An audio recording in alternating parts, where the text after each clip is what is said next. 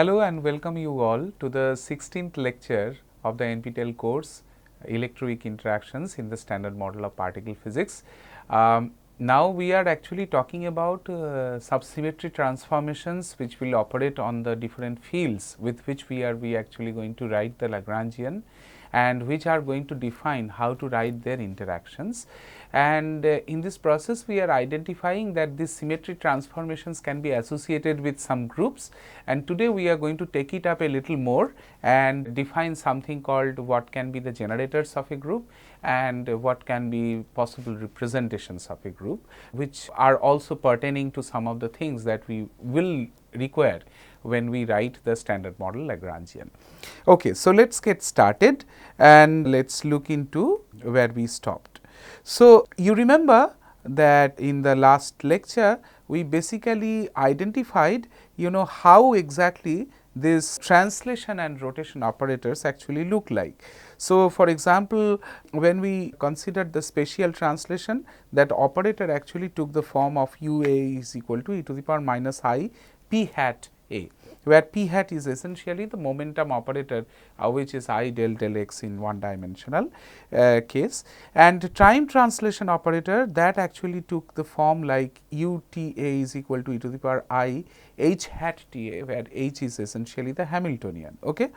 And then we could actually put the spatial transformation and the time translation together to take the form of u a to be something like e to the power I h t a into e to the power minus I p dot a, and that is going to take a form like e to the power I p hat a, where p hat is now a 4 momentum operator if you wish to say, where the Hamiltonian operator is the first component and the 3 momentum operators are the last 3 components.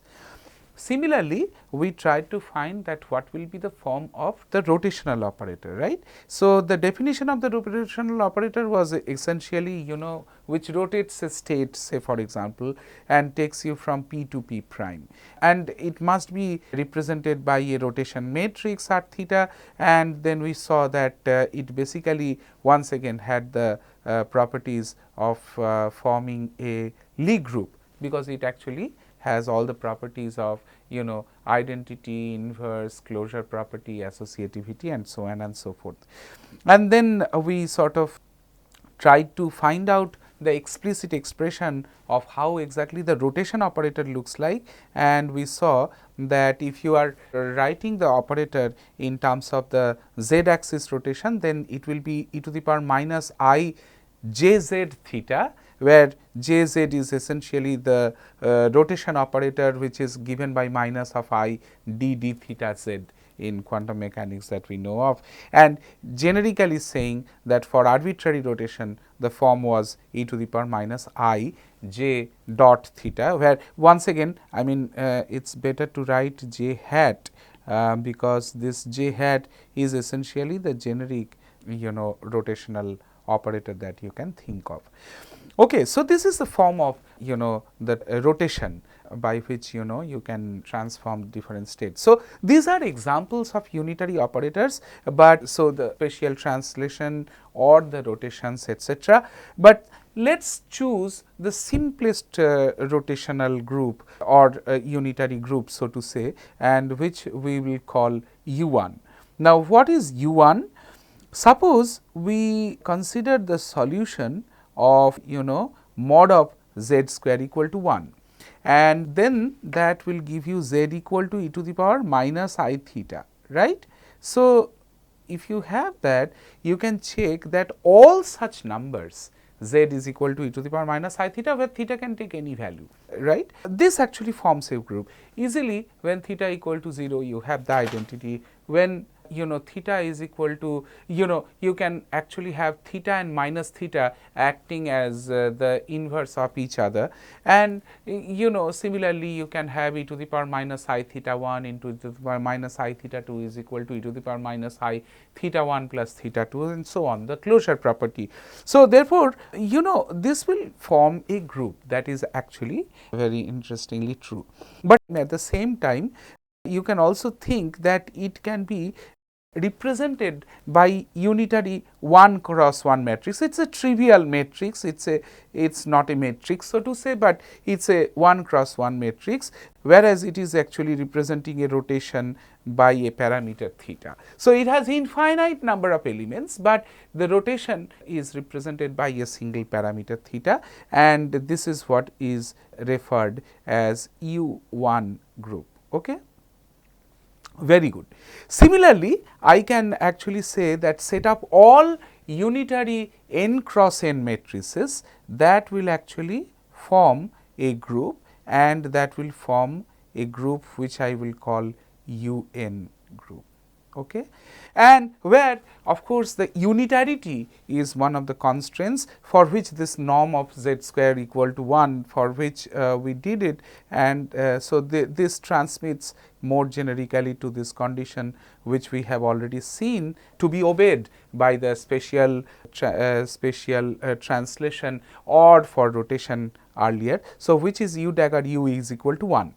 Now, if u dagger u is equal to 1, that basically tells you that the determinant of u square must be equal to 1 too, which also says that the determinant of u can be represented by e to the power I alpha.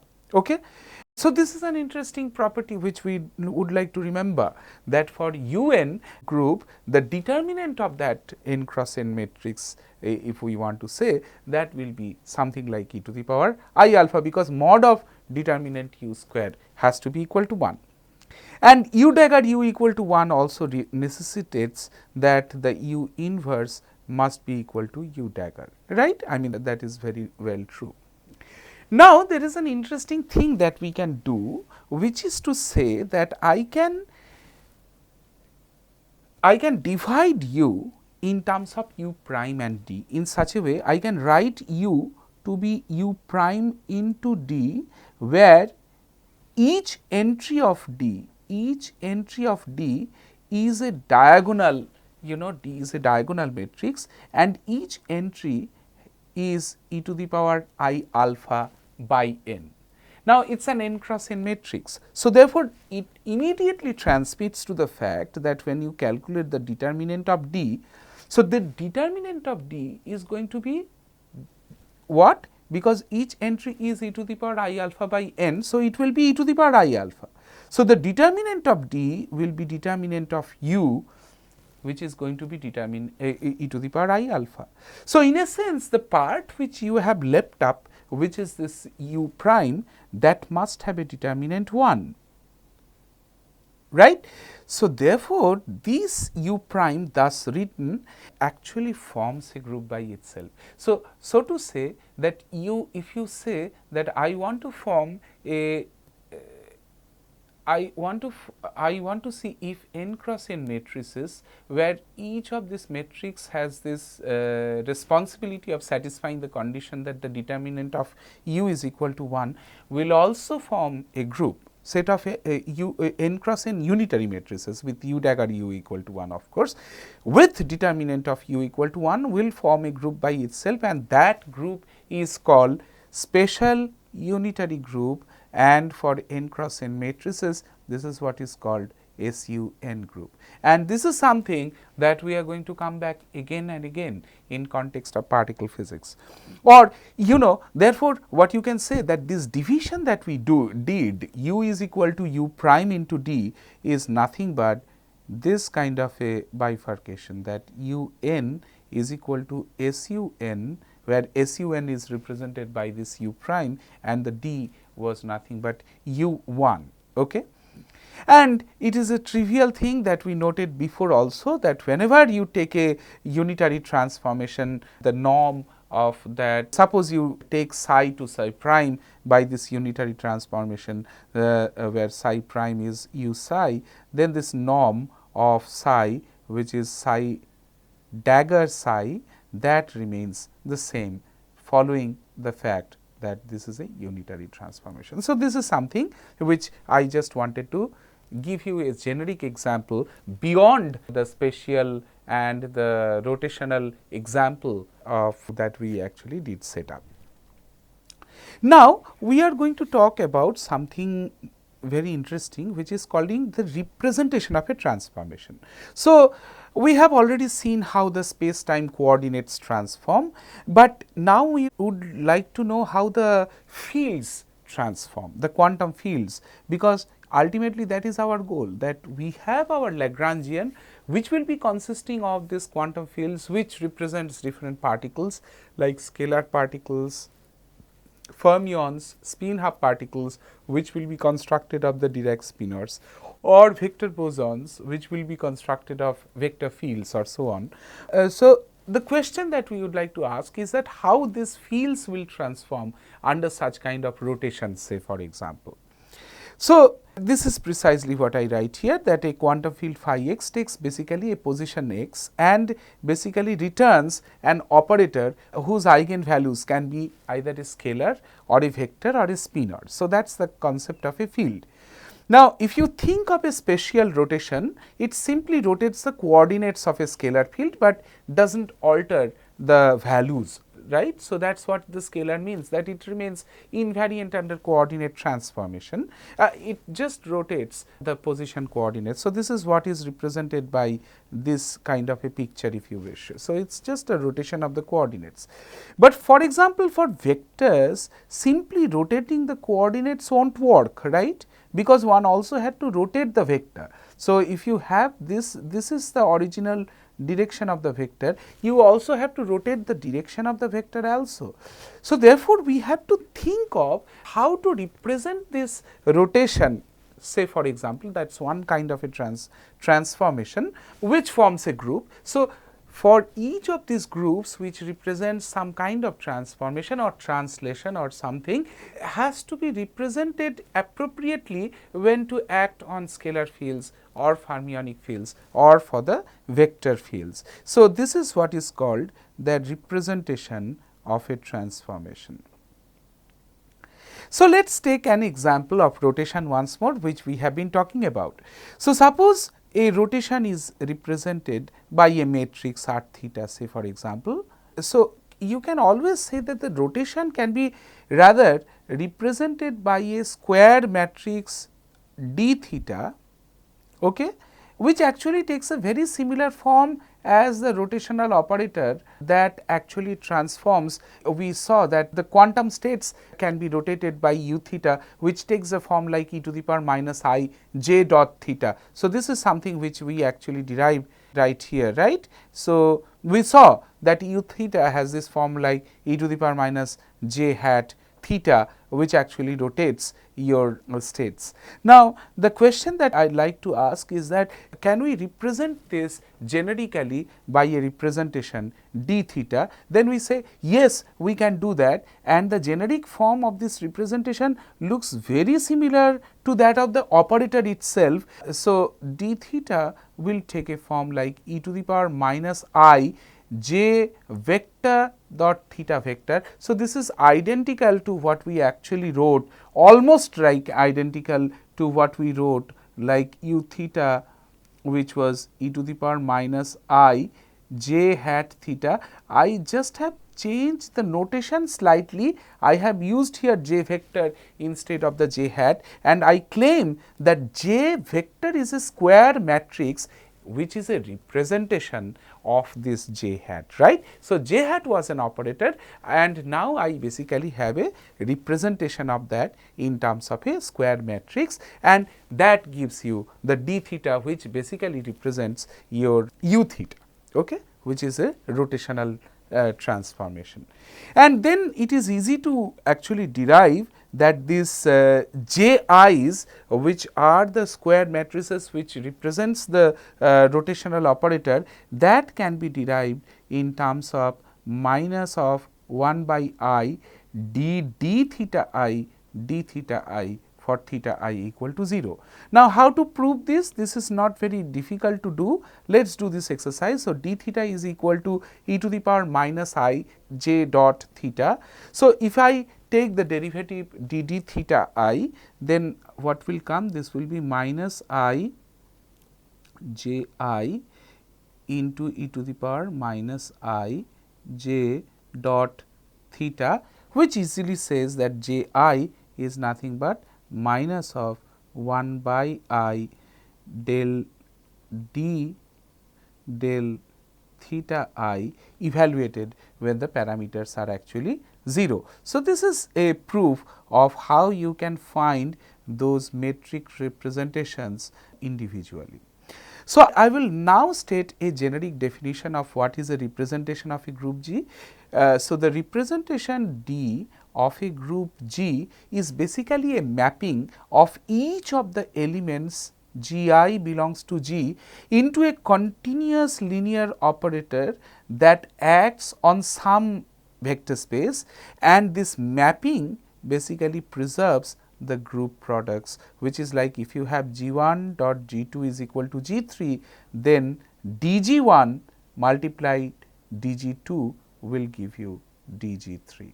So, this is precisely what, so it is basically a mapping which you preserve all the norms and regulations of the group operations to a possible matrix representation. So, but however, it does not necessarily require to be a matrix always, there can be different possible representations, but let us, for us actually we are going to mostly focus on the matrix representation itself. Let us take an example. Consider rotations about z axis, and I demand that there is a trivial representation by which I can do this, which is to say d of theta j is equal to 1 basically. If I take a representation of this rotation about z axis to be d of theta z equal to 1, then what will be jz? Jz is minus 1 by I del d del theta z evaluated at theta z equal to 0. Can you tell me what this is going to be? This is simply going to be 0, right, because we have taken d theta z is equal to 1. So, therefore, what you see that similarly I can extend this idea and say that the j x and j y will also be 0, right. And so, therefore, this representation is very appropriate for the scalar field. Why? Because the j z, you see, that is basically that is equal to 0, it is basically saying that it is a spin 0 case. So, therefore, this makes perfect sense as the scalar can have no angular momentum. So, this is very interesting that we actually exploited the rotation for the case of scalar field, for which I do not have any intrinsic angular momentum to be defined. So, that can be done by the simplest representation of this rotation, which is simply d of theta z is equal to 1. Now, the point is, so you can imagine if it is for the scalar field for the fermions, things will be different. For vector, it will be different. So, usually for rotation, if you have angular momentum quantum number j, then this representation is usually noted as d of j theta, where d0 theta is for scalars, d half theta is for fermions, and d1 theta is actually for the vector bosons, right. And in general, how to find this different elements matrix of the matrix representation of dj theta? You simply say that I am going to take inner product of j m prime with e to the power minus I j theta, okay, with j m prime and j m. What is this m? This is something that we all know, that j z acting on j m basically gives me m j m. On the other hand, I can have j plus minus acting on j m to follow this identity, like this is square root of j minus plus m j plus 1 plus minus m j m plus minus 1. So, it takes you 1 up or down the ladder, as we know from our angular momentum algebra, where j plus minus is basically j x plus minus I j y. So, this is the methodology by which we can find the representations for scalars, for fermions, for vector boson. For example, I would like to highlight this case that the representation of rotation about z axis for spin half, which is d half of theta z, can be represented by this matrix d of theta z, which is e to the power minus I theta z by 2, 0, 0, e to the power I theta z by 2. Now, if I want to find once again Jz using the previous argument, it will be simply minus 1 by I del d del theta z at theta z equal to 0. Now, if you do this exercise, what do you find? You find that this will be essentially, that is minus 1 by I. So, therefore, it will be 1 here and it will be minus 1 here. Now, this completely resembles to the angular momentum operator along the z directions for spin half particles. You remember that if you take a z is equal to 1 0 0 minus 1, you can very well act this on 1 0 with if you take it like h cross by 2, this is going to be going to give you h cross by 2 1 0, which is the spin up state. On the other hand, if you take it like h cross by 2 1 0 0 minus 1, on the other eigenstate 0 1, this is going to give you minus h cross by 2 0 1, which is the spin down state. So, therefore, this is exactly the angular momentum along the z direction for the spin half case, right. So, because that gives you spin up and spin down. So, this is indeed the representation that we have for the rotation, which has to be applicable for the spin half fermions. It is very important to note the representations essentially follow the same Lie algebra as that of the operators. Now, when I make this statement that same Lie algebra as that of the operators, what do I mean?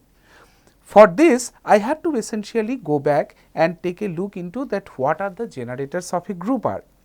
So, if you think of a finite group, you can write explicitly the matrix multiplication table and you can explicitly write the composition of any pair of the elements like G1 dot G2 is equal to G3, something like that. But if you are coming or trying to do it for continuous infinite Lie groups, say for example, it is not possible for you to write all the multiplication table because you have infinitely many of them. But what you can do, that you can represent them by some finite number of parameters, which can indeed take infinitely many values. For example, we already have taken this example beforehand, that when we are talking about U1 group elements, that can simply be written by e to the power minus I theta, correct. And when you are writing is by e to the power minus I theta, you actually have only one parameter by which you are representing this infinitely many elements of this group. So, theta is the only parameter by which you are representing them. So, therefore, you can generically say that for Lie groups, any group element you can actually represent by e to the power minus I t a theta a. So, this is a generalization from that of the U1 group that we actually just talked about, where theta a are essentially the parameters of the group and T A, these are the things which are called the generators of the group. And following the same algebra which we did above, you can very well check, and it is very trivial to check actually, that the generators of this group T A can be found out by I del G del theta A for theta A is equal to 0. So, for each parameter of the group, there is a generator that will be there. Now, let us first count the parameters in UN and then see how many generators are there for the UN group, because this is something that we have already said. So, UN group is what? We said that this is actually we can think of as n cross n matrices, where essentially I have to impose the unitarity condition, which is u dagger u equal to 1. So, in general an inconstant matrix, so you imagine it has diagonal elements and off diagonal blob, one on the top, one on the bottom. So, in general these are complex numbers. So, how many number of elements you have? You have 2 n square elements, correct. And so, now if you impose this condition u dagger u equal to 1, first of all the diagonal elements have to be real. That sets how many constraints? N number of constraints. On the other hand, the upper half the elements has to be the complex conjugate of the lower half ones, and that sets how many constraints? That will be essentially, so you have essentially how many entries in the upper half? It will be half into n minus 1, and so just because these are complex conjugate of each other, so this will set n into n minus 1 number of constraints. So, the total number of constraints that you impose is n into n minus 1 plus n, which is essentially n square. So, therefore, now you can say that the number of independent parameters that I actually have in the un group is nothing but 2n square minus n square, which is equal to n square. Now, just because it has n square number of parameters, it must possess n square number of generators also. Now, you can also ask this question that then what will be the number of parameters for SUN? We know that for SUN there is one additional constraint which is like determinant of u is equal to 1. So, the number of constraints will now enhance from n square to n square plus 1. So, number of independent parameters will turns out to be n 2n square minus n square plus 1, and that will be n square minus 1 total. So, therefore, for SU2 you can say that the number of parameters and or the number of generators are nothing but 4 minus 1, which is equal to 3. And we will see that Pauli spin matrices are the best candidates for the generators of SU2, because that is going to satisfy the same algebra as that of the generators. So, once again, borrowing that idea what we already said here, that a generic group element can be written in terms of e to the power minus I t a theta a, I can say that for infinitesimal elements, I mean this g theta can be written as 1 minus I theta I t I or theta a t a, whatever. So, here t i's are essentially the generators of the group, and it turns out that these generators of this group, because they are matrices, right. So, they are matrices and they have a non-trivial algebra, and this algebra is essentially what is called the Lie algebra of that group, and this follows a relation like T I T j is equal to I f I j k t k. Okay. So, this is the algebra which the generators follow, and here this f I j k, this is what is called the structure constant of the group. Say for example, if we take rotations T I equal to J I, this will follow J I J j is equal to I epsilon I j k j k, which is the angular momentum algebra.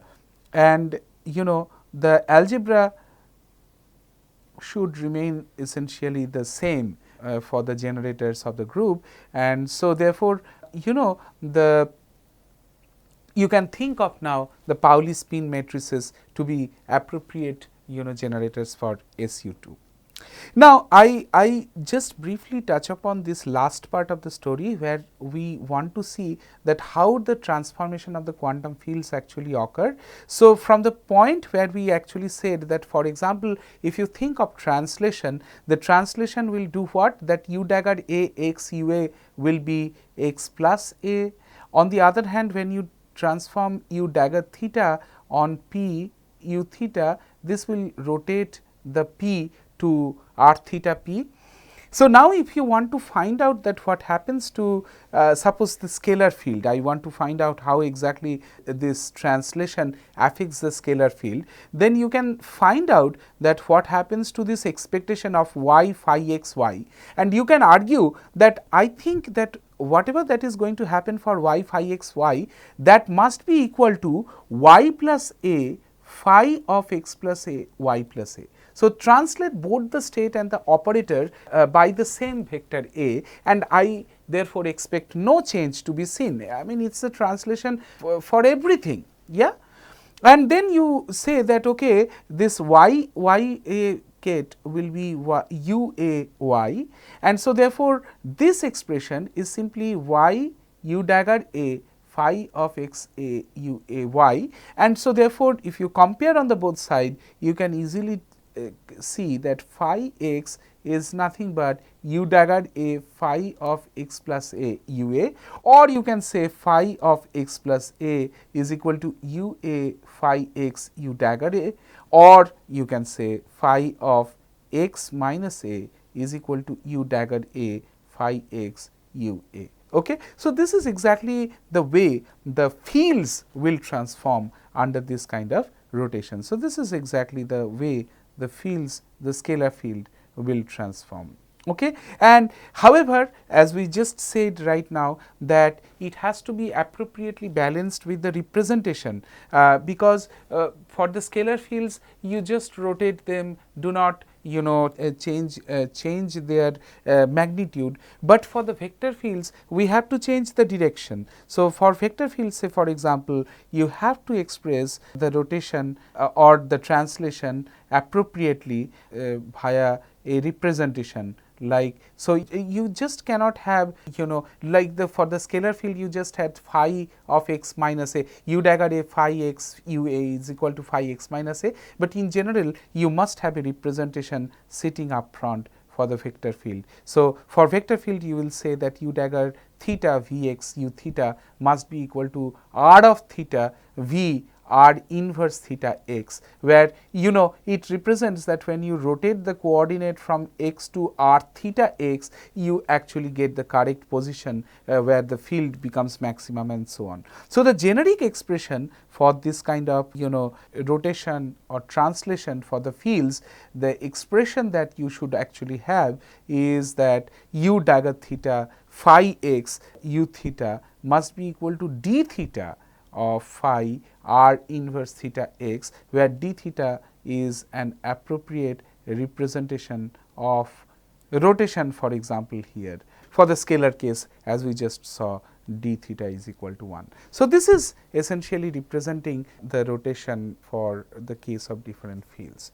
Okay. So, we therefore have a good idea now how we can represent the transformations via different groups and their representations to actually appropriately apply them on different kind of fields like scalar fields or fermionic fields or vector fields. And this is something which is going to immensely help us to build our interactions as we go along. Okay, with this I am going to stop today, and we are going to digress a little, talk about discrete symmetries in the next class, and then come back in constructing the Lagrangian once more with the fields that we know of, which consists the visible part of the universe. Okay? Thank you so much.